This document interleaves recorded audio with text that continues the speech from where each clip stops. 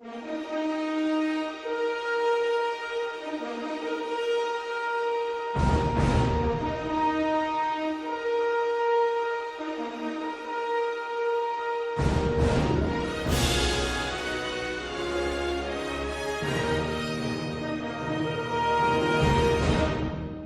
sont les stars du Palais de la Découverte à Paris, mais pas question pour elles de prendre la grosse tête.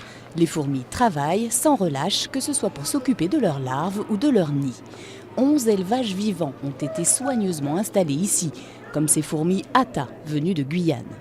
Ça peut être une société relativement élaborée. On montre ça avec un grand élevage qui est derrière moi, qui fait 10 mètres, qui se déploie sur 10 mètres de long et qui présente des fourmis coupeuses de feuilles et champignonistes qui élèvent un champignon.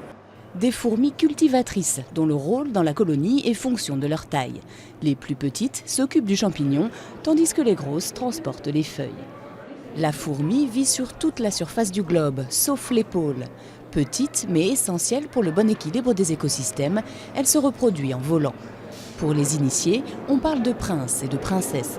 Les enfants semblent à peu près avoir assimilé la notion. J'ai appris que le mâle il avait des ailes, la femelle elle n'avait pas d'ailes et la femelle reproductrice elle avait des ailes.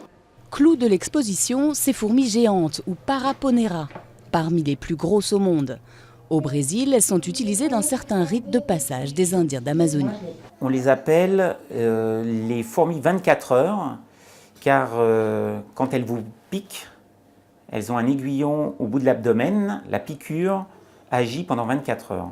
Une piqûre de cette fourmi peut tuer une souris. Une fourmi reine vit 15, parfois 30 ans en laboratoire, contre quelques mois pour une simple ouvrière. Bien au chaud, sous le regard des visiteurs, ces demoiselles sont visibles jusqu'à la fin août.